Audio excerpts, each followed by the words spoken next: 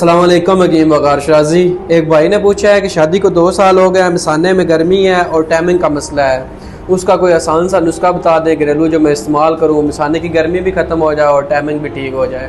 وعلیکم السلام جی علی شرازی۔ بیسیکلی تو یہ ایک پیچیدہ مسئلہ ہوتا ہے، اس پہ کافی چیزیں جنہیں دیکھنا ہوتا ہے کہ کیا مسئلہ ہے، پھر اس کا علاج کیا جاتا ہے۔ لیکن ان کے ساتھ ایک بہت ہی آسان سا نسخہ شیئر کرتے ہیں جس سے گرمی بھی ختم ہو جائے گی اور جو ان کا ٹائمنگ کا مسئلہ ہے، صورت انزال کا مسئلہ ہے، وہ بھی حل ہو جائے گا۔ انہوں نے کرنا کچھ ایسے ہے، مغز تمر ہندی لینا ہے 50 گرام، پھلی ککر لینی ہے 50 گرام، تال مکھانا 50 گرام، تخم اٹنگن 50 گرام، چاروں چیزیں لے کے اچھی طرح سوپ بنا کے رکھ لیں۔ چائے والا چمچ، چائے والا آدھا چمچ انہوں نے صبح شام دودھ کے ساتھ استعمال کرنا ہے۔ انشاءاللہ 2 یا 3 ہفتے یہ استعمال کرتے ہیں تو صورت انزال ٹائمنگ کا جو ان کا مسئلہ ہے وہ حل ہو جائے گا۔